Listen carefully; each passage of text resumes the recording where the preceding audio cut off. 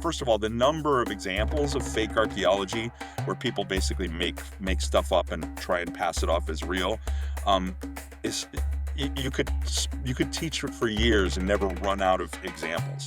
And most of them are so easy that anyone can be taught simply how to do it.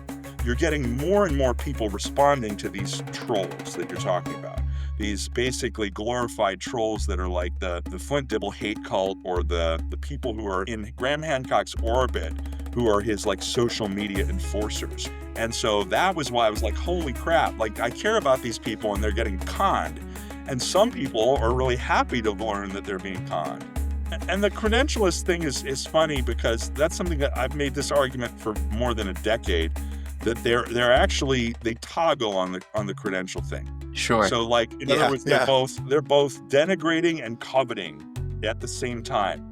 They put it on a pedestal while they attack it. We have very different viewpoints on many things. But a lot of these issues are American issues. They're not Republican or Democrat issues. Welcome back to Elevated Thoughts, the podcast that's working to restore productive discourse between left and right. I'm your host, Cooper Simmons, and as always, I'm joined by my co-host and producer, Mike Marrow. Today, we are excited to say we're digging deep underground into the archaeological world once more, this time with our guest, Dr. Joseph Wilson, himself an archaeologist and anthropologist, and also a professor of both of these fields and more at UMass Amherst. So, Joe, it is great to meet you. Thank you very much for coming on. How are you? I'm doing great. Yeah. Thank you very much for the introduction. I'm actually a professor of classical archaeology at UMass, or not a professor, a lecturer, just a teaching scholar. And then previously, I was a lecturer in anthropology at Fairfield University in your neck of the woods, where you say shout out to Connecticut. Absolutely. Where you grew up, and we moved to Massachusetts, and I sure miss the pizza. That's all I have to say. Massachusetts does not well, you were have. also at UNH for a period in New Haven, right? With the best in the world? Yeah, that's right. Pizza, So, but I mean, generally speaking, Southern Connecticut. I also miss Louise's Deli in North Haven. I don't know about that one. That's really a little further, good. but I'll do it on the next trip I go up 91. Yeah.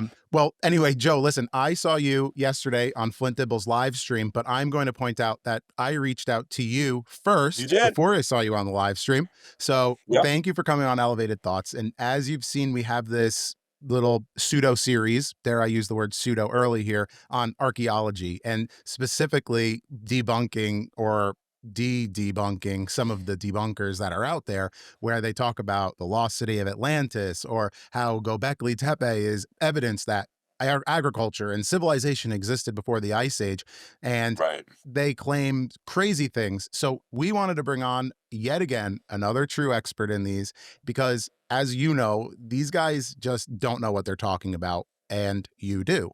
So I've noticed over the past couple of weeks, you've also been kind of one of the most articulate and calm and willing participants in these online back and forths. So that's why I just had to reach out, right? Because almost daily, I see you commenting on Dan Richards, the de-dunking kook, or Jimmy Corsetti, the pretty boy human embodiment of the Dunning-Kruger effect.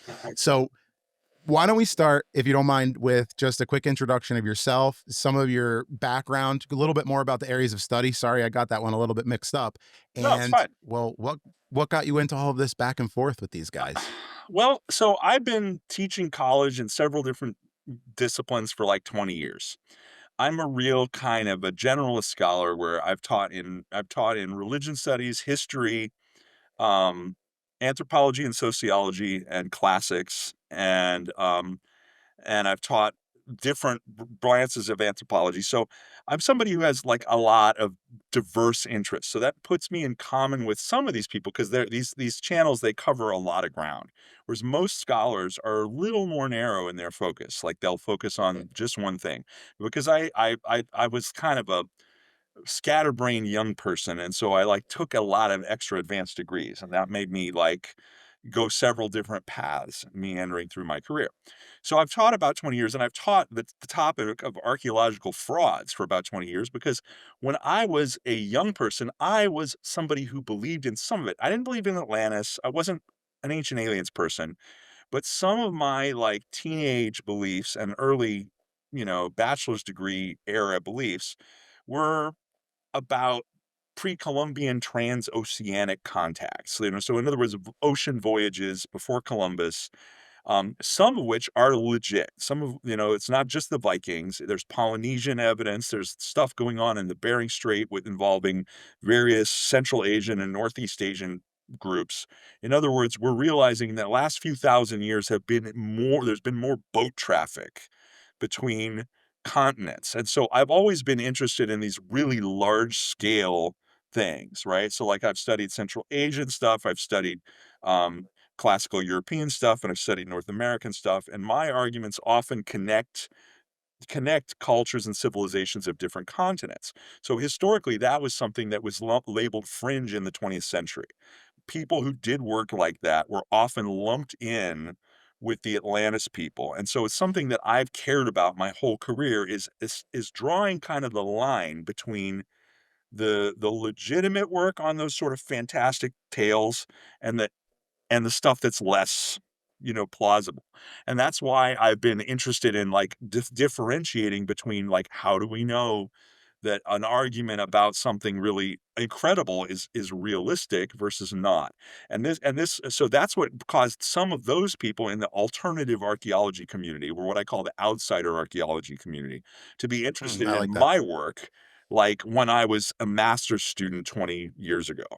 And so I was finishing my second master's degree, and I was publishing some pretty bold claims in my earliest peer-reviewed publications about the relationships between certain groups of people in different continents. And this caused me to get like speaking gigs on the lecture circuit for alternative archaeology communities, right? So like I was somebody who would be like the keynote address at the meeting of the Midwest Epigraphic Society, which believes in a lot of weird theories. And after Right, that, they right. tried to get me interested in some of their fake artifacts that they had. So, like they had stuff that they had bought from con artists, where they had sold them these, like, things that were, like, inscribed stone tablets that they say that came out of the lost tomb of Alexander the Great in Southern Illinois.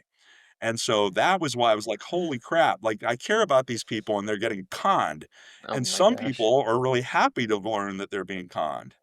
And they're like they're happy to have their to be to have the myth busted so that they can, uh, focus on something different. Other people really don't wanna stop believing that they have, like, the greatest find since King Tut's tomb, and it came from their backyard in the Ohio River Valley, right? Well, what you're describing of these kind of bitter clingers to these debunked theories reminds me a lot of the two specific guys, Dan and Jimmy, where they've almost staked their entire career on piggybacking on Graham Hancock's theories.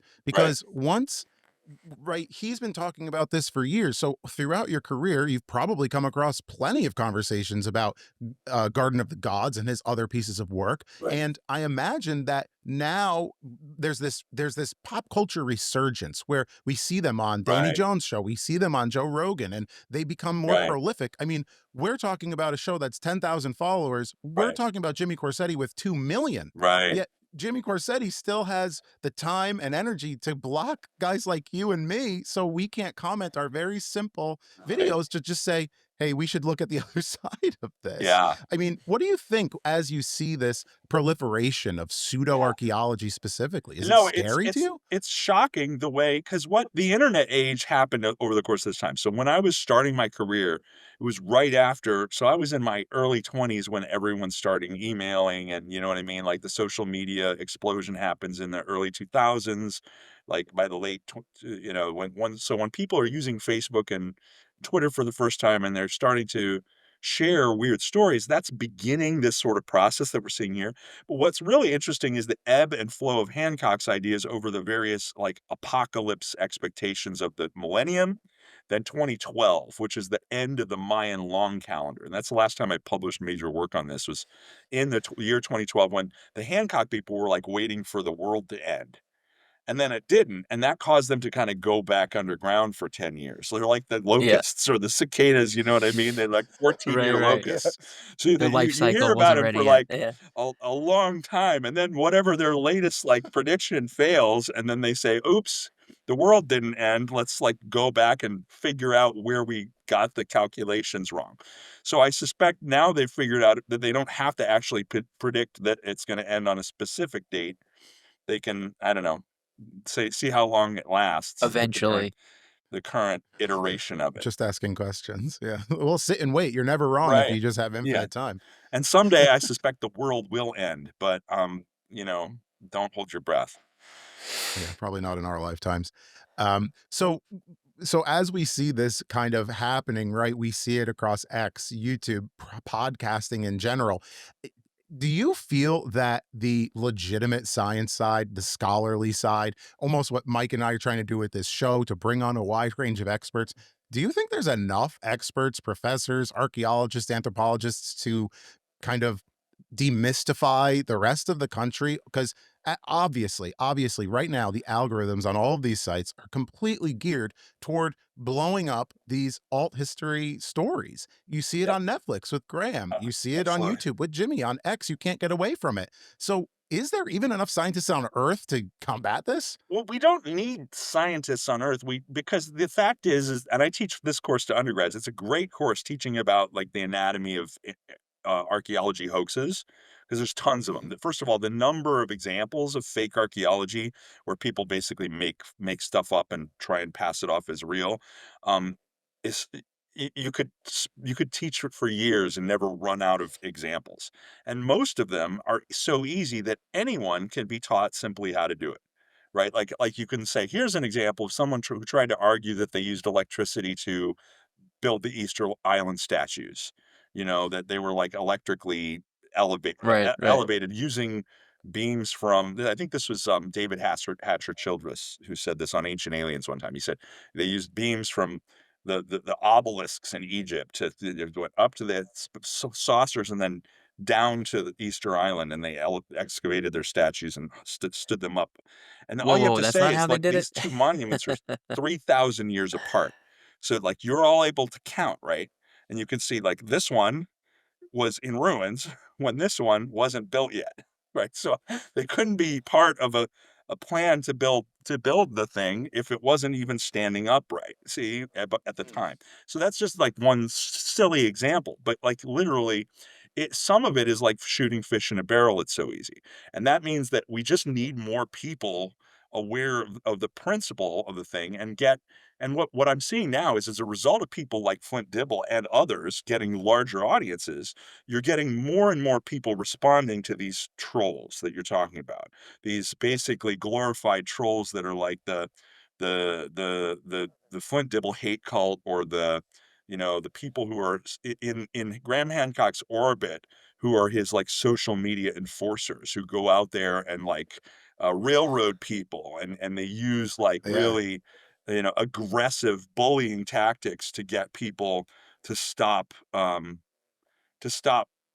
contradicting them or something like that. But so it used to be, it was a couple of like lonely voices in the wilderness.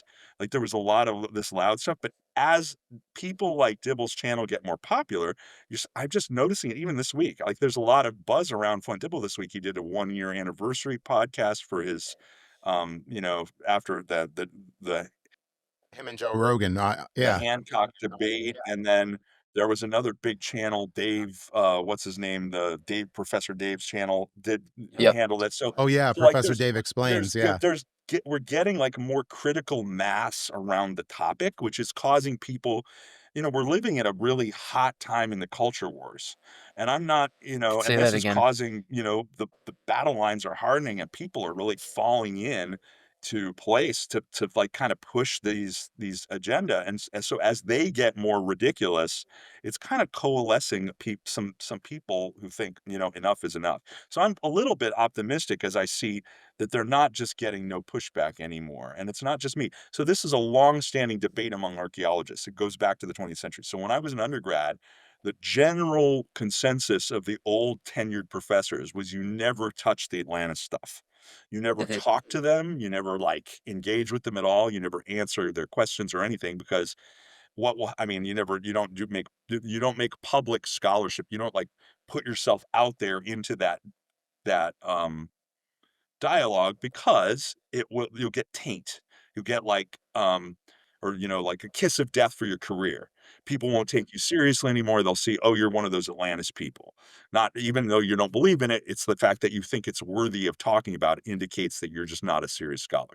And so that was like so widely held in the 20th century that, in my opinion, this is what I've argued in my own scholarship, that allowed it to metastasize. So that was kind of like ignoring the lump and saying, oh, it'll go away. And then 12 years later, it's like a giant growth and it's like pulsing. So it's like you have to pay attention to the cancer when it's like a little tiny nodule. And I'm not saying that these people are. I'm not trying to talk about the people like they're cancer. They're not. I'm not. So my analogy is probably bad.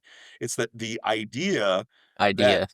you're a lot that these disinformation, and I'm not, by the way, I'm also not talking about just well-intentioned Atlantis believers here, because believing in Atlantis is not exactly the example I'm talking about. I'm talking about more like these fake tablets, which are the basis for History Channel documentaries. So you have like basically documentary producers that are okay with putting obviously forged stuff on camera and using low camera angles and soft focus lenses so Sure, that their sure. viewers, and these are working for major networks who are ostensibly supposed to educate the public, and what they're really interested in is advertising revenue. And Yeah. so, Well, what I they mean? probably have one archaeologist per 25 Right, yeah, cinematographers, and you it's know, not it's just Ancient Aliens, it was History Channel shows that are supposed to be more serious than that. So it's like what we need to do is, generally speaking, I think, respectfully engage with people who disagree with us, treat them like human beings, and that way we can nip in the problematic spread of misinformation and disinformation in popular perception about archaeology. We can start to nip that in the bud. Unfortunately, and I think this is where I've become a little more cynical, is I was excited after the Hancock Dibble debate. I was excited for the prospect that this was going to cause more of these guys to be interested in having reasonable, open conversations, kind of like what you saw Dibble and Rogan and Hancock doing, where they were not like at each other's throat. They were just talking about their ideas together. I thought, this is really cool. I would like to do stuff like that. And then the backlash happened, and I was like, oh wow, that's kind of what those old fuddy-duddy curmudgeonly professors of my youth were warning me about. They were saying, you get involved with this stuff and it's going to come back at you. You're going to get like, you know what I mean? There's yeah. repercussions. So I really admire someone like Flint Dibble for taking on that heat, right? It's kind of brave to be willing to expose yourself to this sort Mhm. of, the fire hose of trollish kind of insults and things like that. Well, Dan Richards literally sicked a Maoist Red Guard onto him and Right. John Hopes. So my Yeah, goodness. yeah, that's right. It's like it's very frustrating. So it's nice of you to say that I'm patient, and I hope so. Like, if it ever gets to the point where I'm losing my patience anymore, I'm just gonna delete my Twitter account and move on with my life, It find something it's else to do. it's just funny because these But folks will talk about cancel culture or being, deplatformed, de-escalated, or silenced by the orthodoxy, and it's quite the opposite. They have far more influence over the conversation. As we said, like Jimmy Corsetti has 2 million followers, and yeah, they have like kind of some rabid ones that will silence any opposition. And I just find the hypocrisy really interesting when they talk about free speech, or they want to, let the marketplace of ideas and debate kind of determine things, but then they do everything but approach a debate, or they do everything they can to avoid it and silo their followers right. into it. Like, And I think it's really problematic. why don't we talk more about, like, I would love to talk about the evidence behind their ideas. I would love to talk about it in a respectful way. Jimmy Corsetti, come over to me and say, "This the reshot structure or whatever is Atlantis," and I'll say, "No, it's an eroded rock dome with, sedimentary rock layers in between it." It's like, and then you could say, Your viewers might not be aware of this," and I'm gonna sound a little bit like I don't want me to sound too condescending, but there's lots of big circles in nature.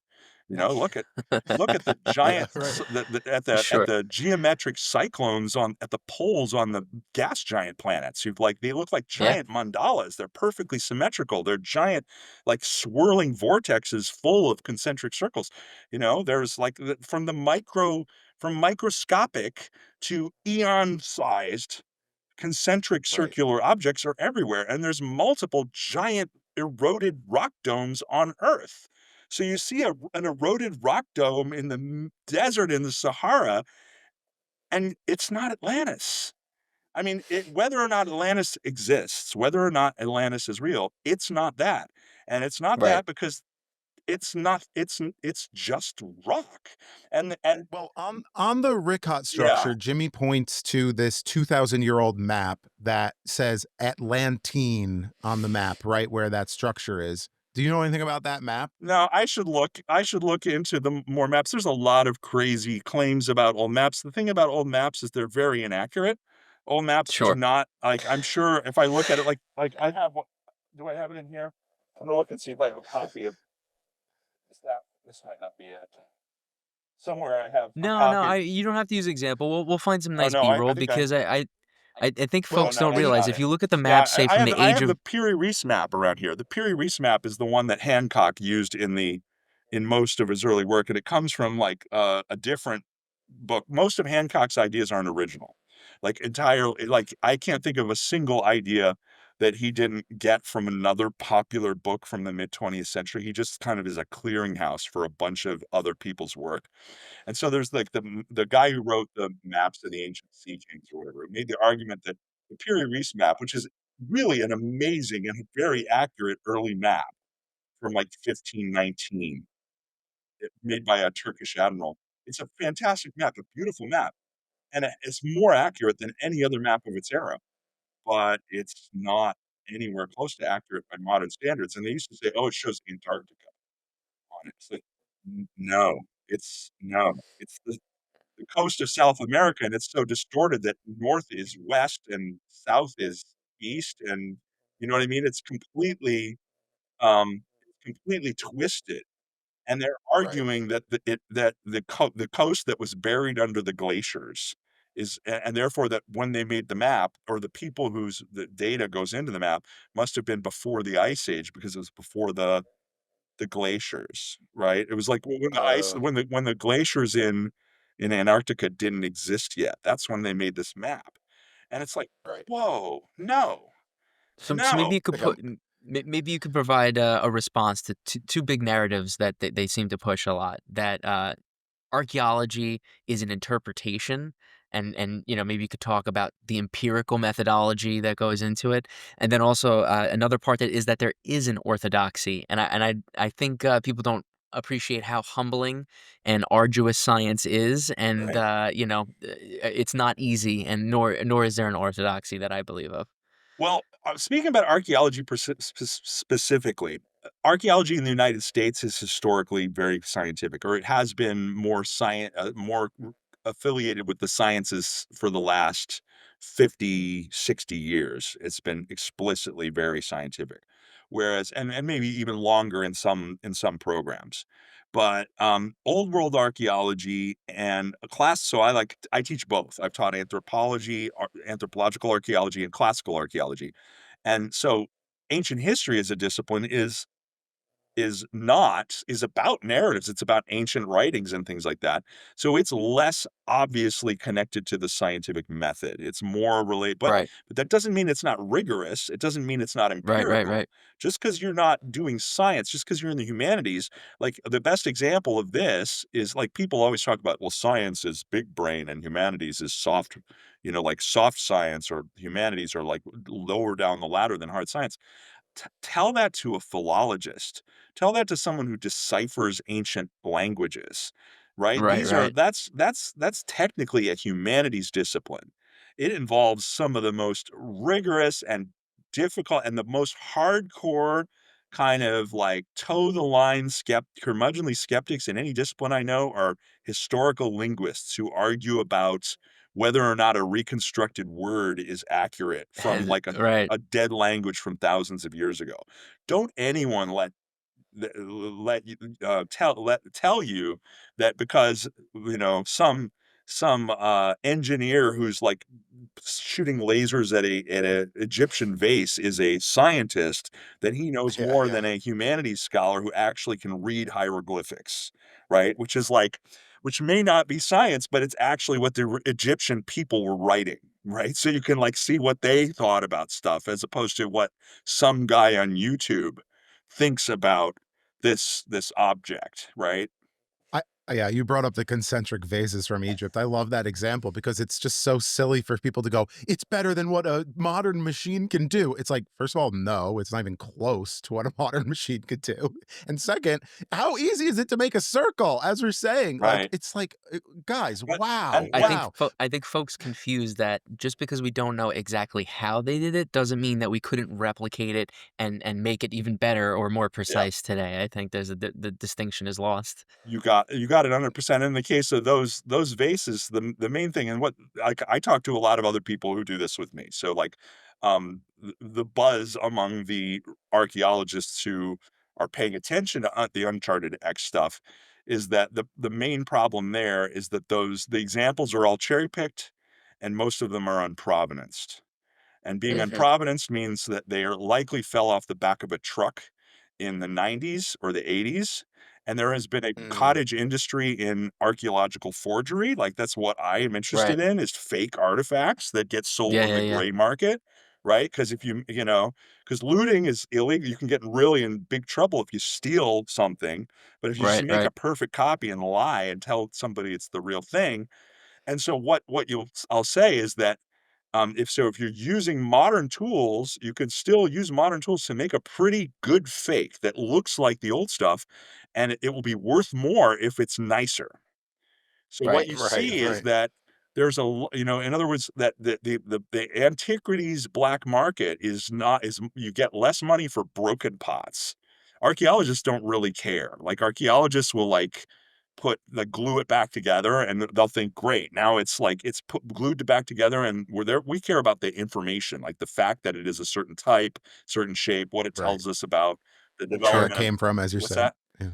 Where it came from, Yeah. as you're pointing We're out. interested Yeah. in where it came from and what it says about the people that made it and how they used it and what it did for them, what the decorations represent in terms of their cultural values and stuff like that. So that's what we're interested in.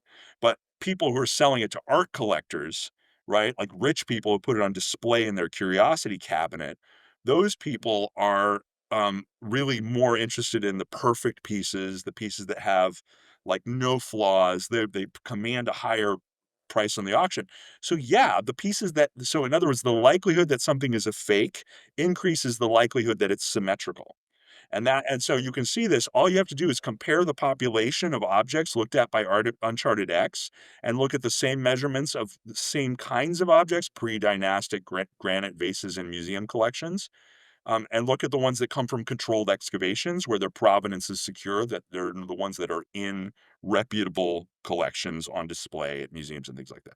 And they're statistically two different populations, right? So the Sure. Very demonstrably interesting. authentic ones and the ones that may or may not be authentic, they don't they don't show the same level of precision.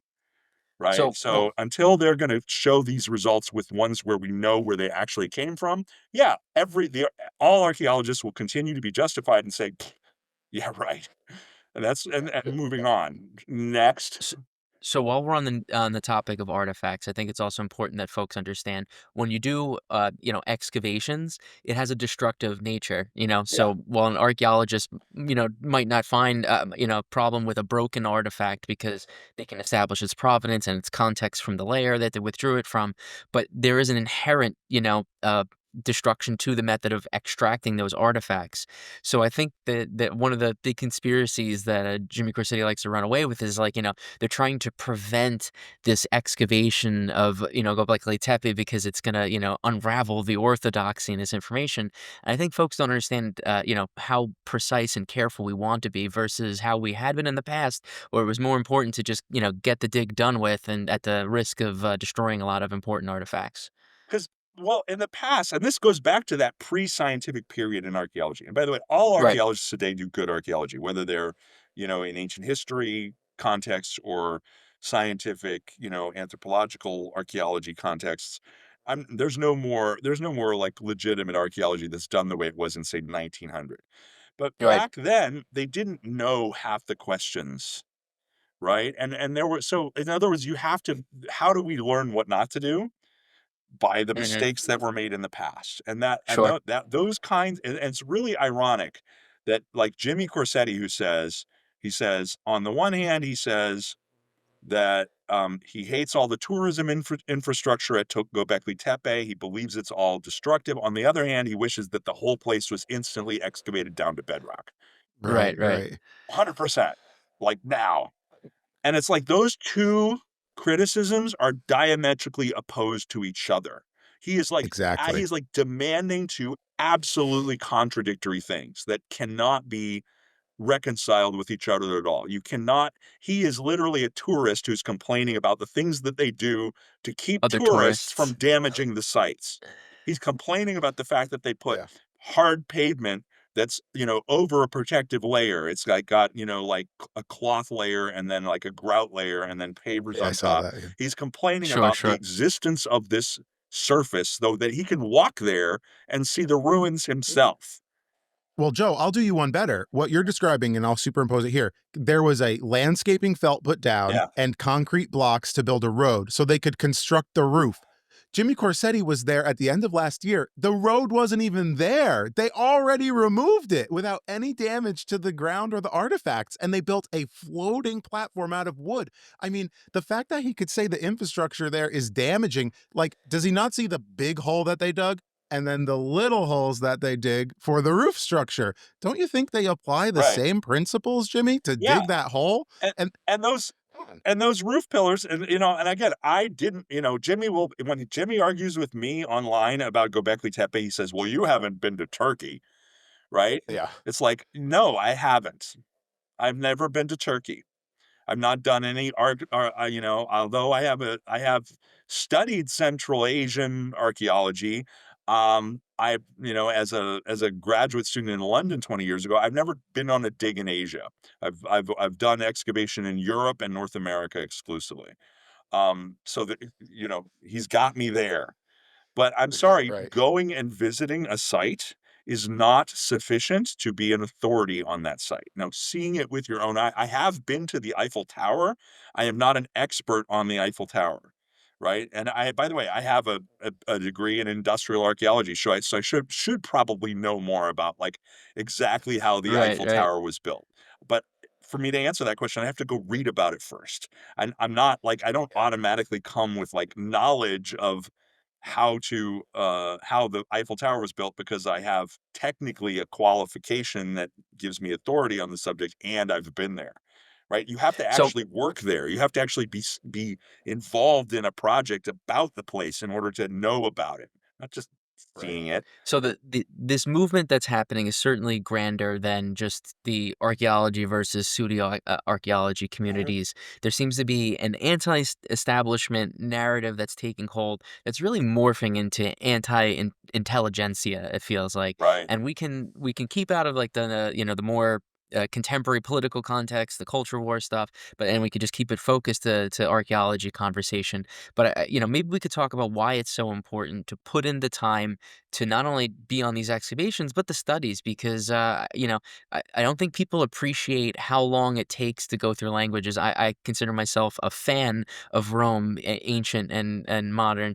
But, like, if you want to look at ancient Rome, it's like to even just scratch the surface, it's like you got to read 5 or 6 different historians from different time periods, whether Yeah. they were within the time period or after, and they all have their separate motivations and artistic flourishes. And just learning those 5 authors, like I said, just scratches the surface of it all. So maybe we could talk about just what it takes to be an archaeologist, the expert, if you will. Yeah, so that's the thing about it. It's one of these glorious disciplines. I love it because it's so broad. And it goes back to what we were saying. It's like, yeah, there are archaeologists who are absolutely hardcore scientists who are doing things that are very much just as scientific as like geology or other hard natural science disciplines.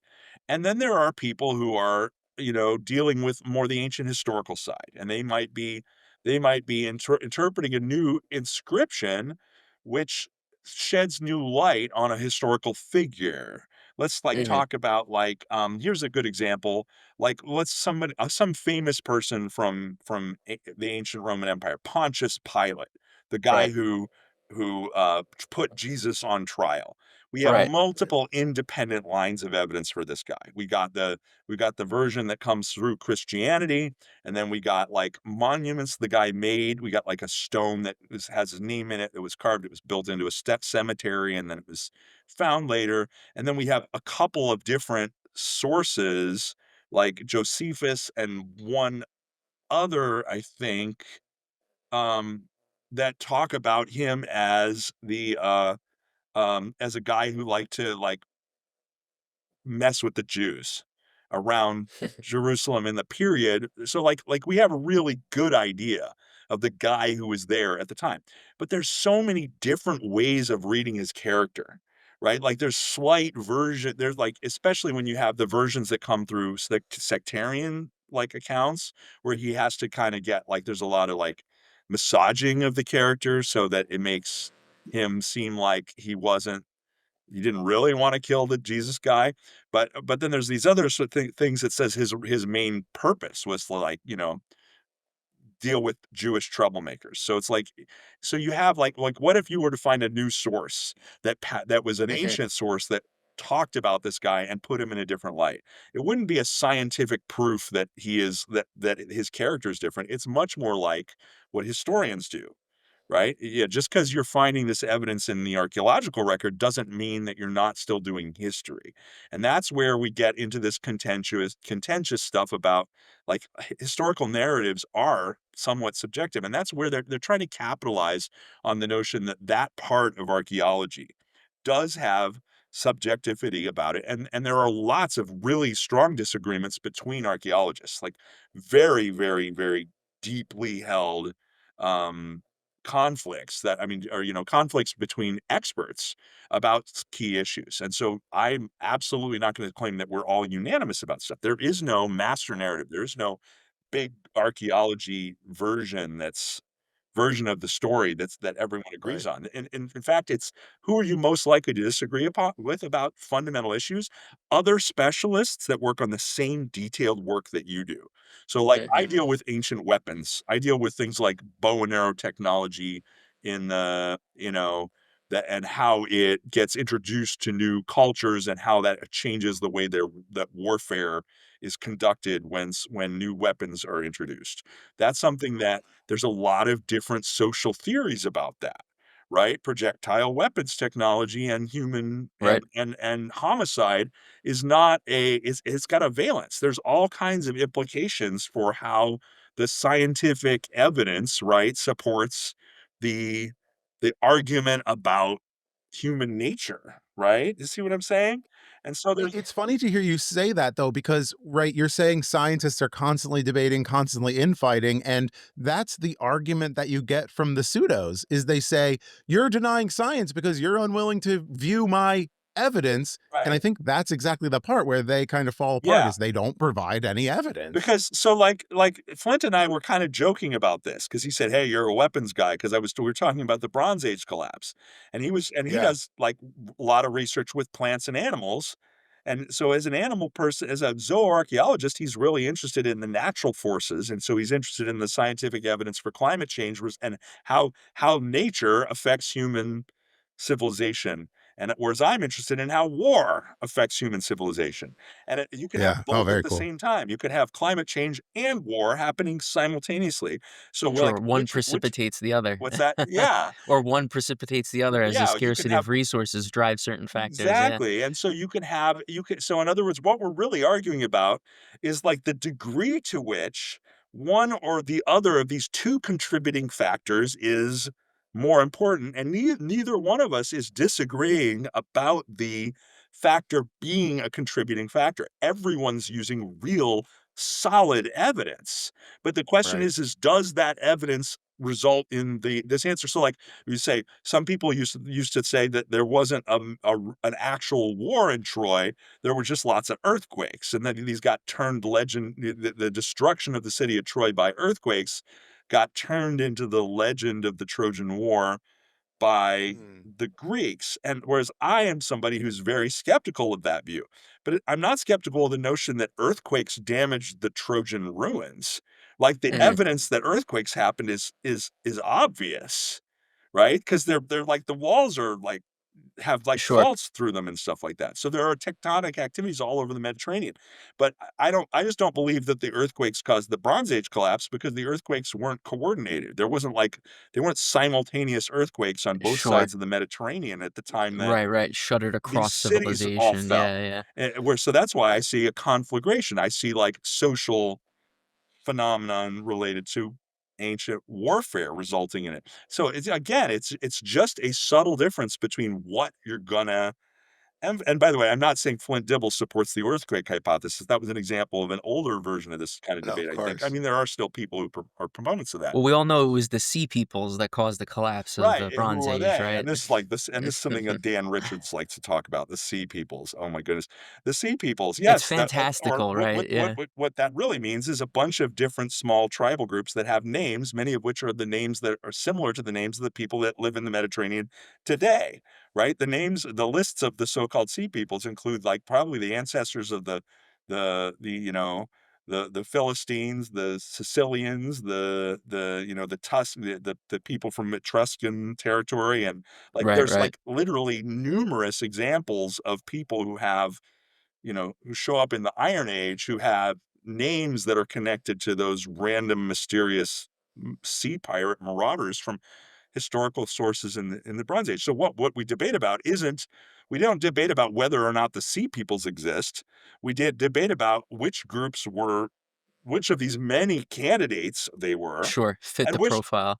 direction they were sailing.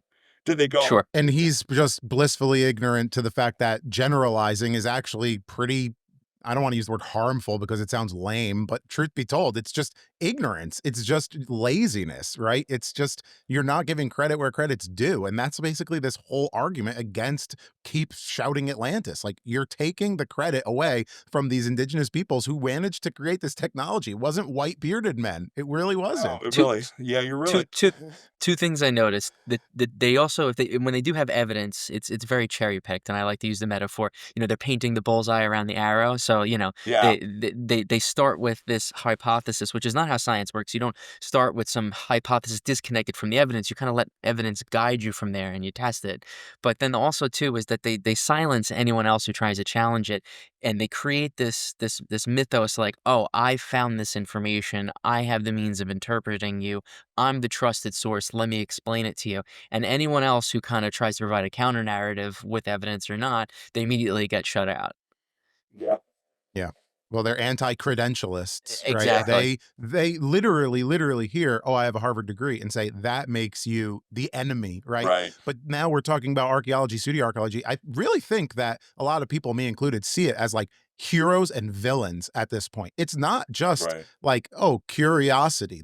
It's like literally villains with the vitriol online. It's kind of scary. And the credentialist thing is funny because that's something that I've made this argument for more than a decade, that they're actually they toggle on the credential thing. Sure. So, like, in other Yeah, words, yeah. they're both denigrating and coveting at the same time. They Absolutely, put it on right? a pedestal while they Yeah. attack it. And this is really weird because they argue out of both sides. In fact, Jimmy Corsetti was doing this today. This is what Jimmy Corsetti's tweets today were about, is he was attacking Milo's channel because Milo has a bachelor's degree in environmental science, and because he sometimes calls himself an archaeologist and sometimes calls himself an archaeology educator. And I'm just here to say for I the didn't even see record him do that. That's so that laughable. that It's like, oh that my there God. are tons you with people out there. If you want to be an archaeologist, you can get a bachelor's degree in archaeology or a closely related discipline. And I haven't looked at anyone's undergraduate transcripts who is applying to a job as an archaeology educator, which by the way is under the umbrella of archaeology, folks, right? Sure. If you have a bachelor's degree, you can get a job working in the field as an archaeologist. You do not need a master's degree or a PhD to be a good archaeologist. I know some amazing scholars who work in museums and have worked there for years, and they have come in with just the basic degree, and they have worked their way up in the field and published and done amazing work just by doing it, just by getting their foot in the door at that early stage and then learning as they go. But they're doing real archaeology because they're surrounded by other archaeologists.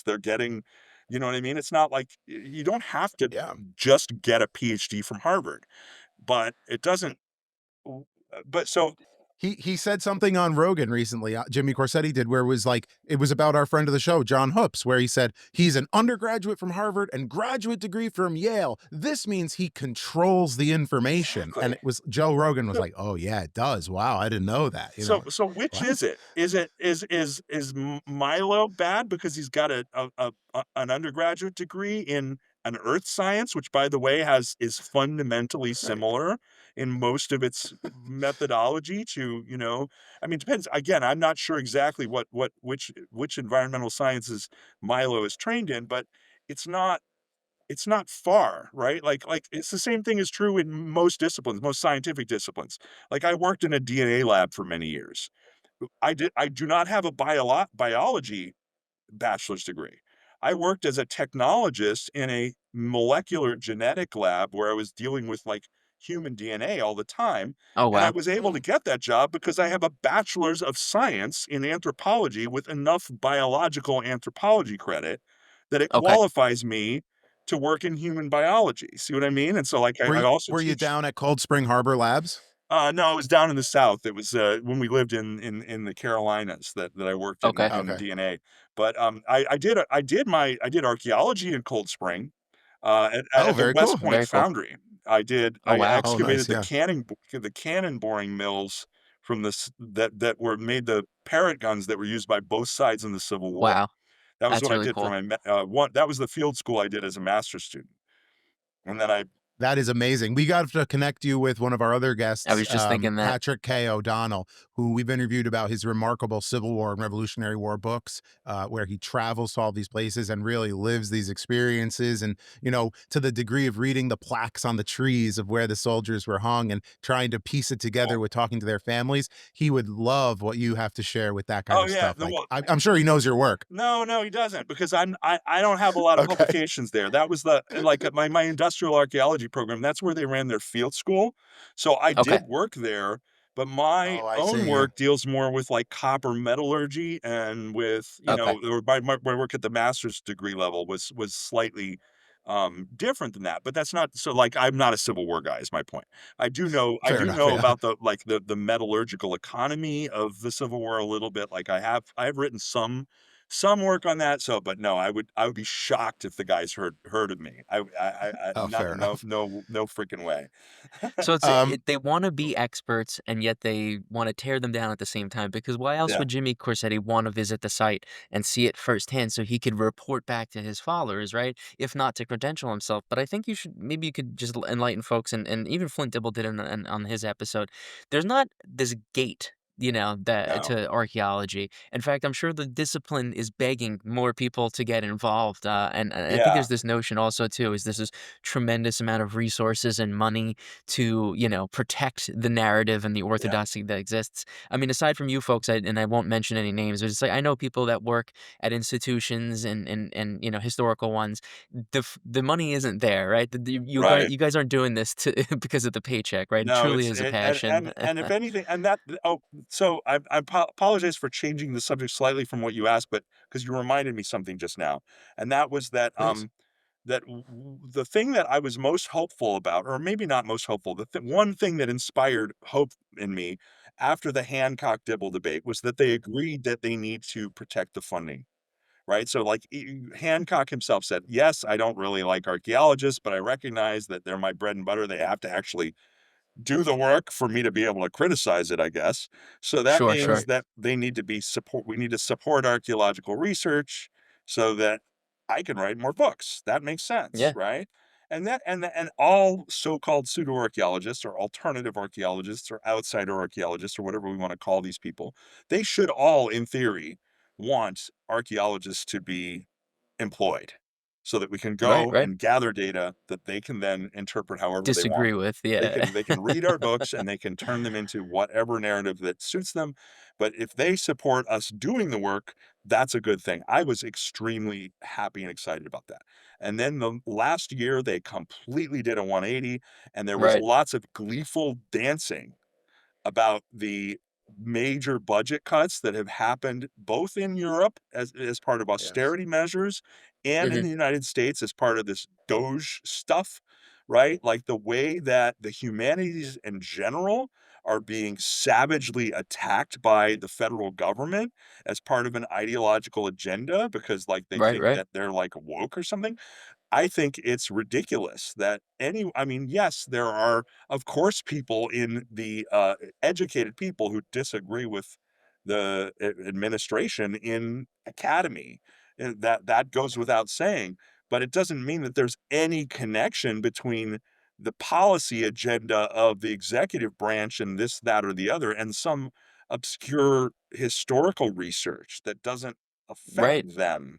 Like, That's not connected to politics or woke Well, right. DEI, I this or know, that, yeah. I know, and I know so many I have graduate students that are incredibly brilliant scholars, and they have student visas, and they come from around the world to come to our universities, which are the best universities in the world. There's something that every American should be proud of. The fact that we have such good schools here, our higher education system is so awesome. And these people are coming here to study under our to for so that we, uh, people like me and everyone else who are all my colleagues, so that we can share our values as a nation, right? Through education, and people leave the United States, and it makes us look so good.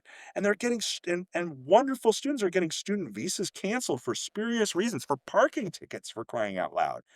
For parking tickets, and they're losing their ability to complete their PhDs and getting sent packing. It's heinous, and for people to act like this is a good thing because those arrogant archaeologists don't believe in Atlantis, that is like yeah.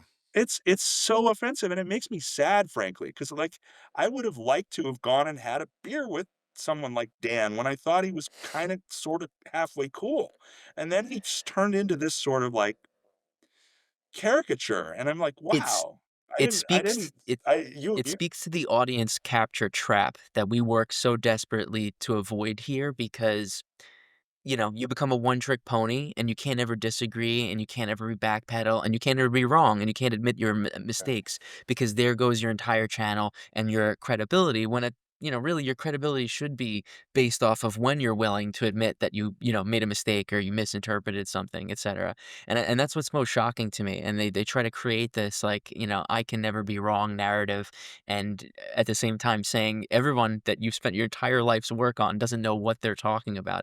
To me, it's just mind blowing.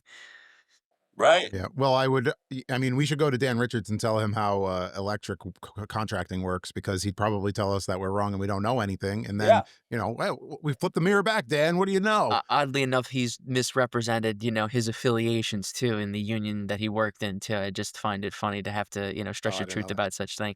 I I caught that from the Professor Dave Explains video I was watching just I've yesterday. yeah, I've heard the scuttlebutt, and I can't weigh in on whether he's a good electrician or not. I mean, It's neither I'm the no one to question, sure. judge. I'm not gonna sit here and police his credentials. I think that, he and I kinda got off on the wrong foot because I sorta thought I tried to give him the benefit of the doubt after his initial breakthrough with the 5 fibs video, but what he said about ice cores and plant DNA in that video was just obviously comically wrong, and he's doubled down on it so many times. He said, like, "I'm not a specialist in ice cores, but I've studied ice cores 'cause I took quaternary geomorphology and, uh, geophysics and Exactly. these courses that are basically very relevant to this kind of stuff." Do you even know what kind of geologist I was, Stan? No. I was a fluvial geomorphologist, someone who studies the changes in streams and rivers.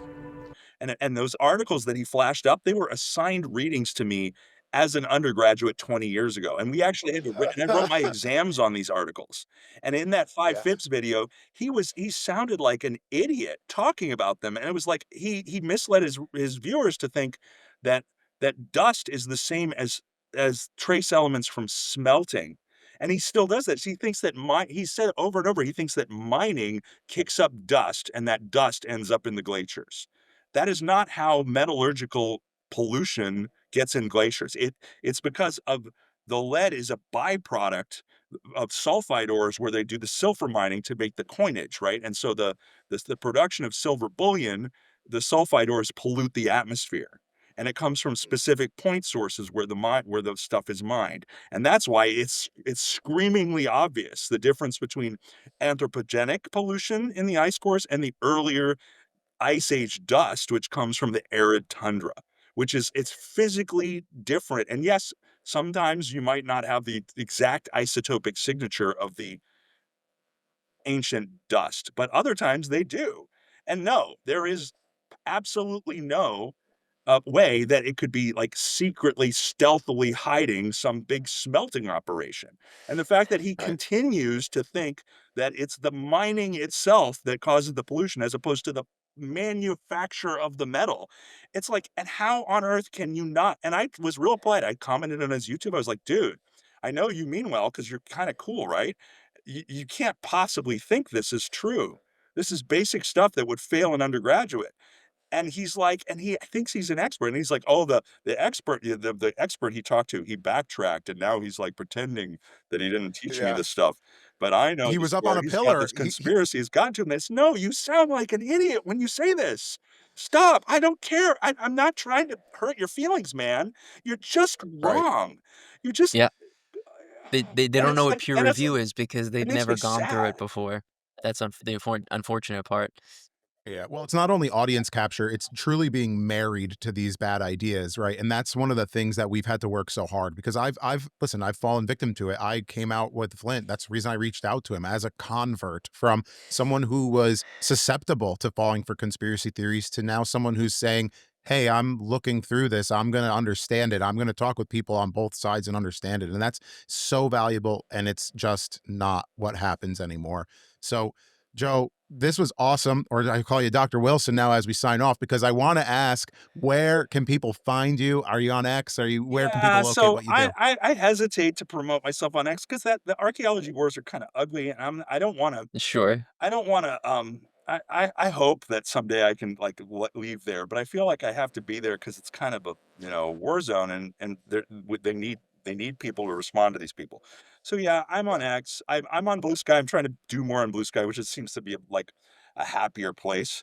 I need to do more to get my, like, social media presence, like, more professionalized because 'cause I'm sort of, just sort of bumming around on social media. It's It's a kind of a full-time place, job, it's a we could tell time you suck. It that. is, yeah.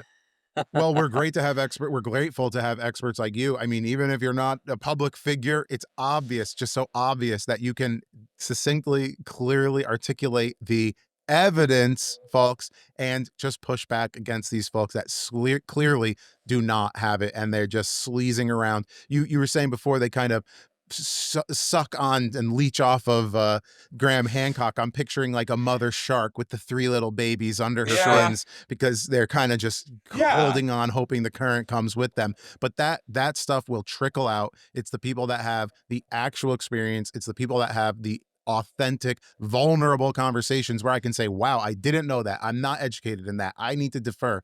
Those are the people that are going to be around. So thank you to our listeners. Thank you to you. Thank you to all of these folks online on the archaeology side.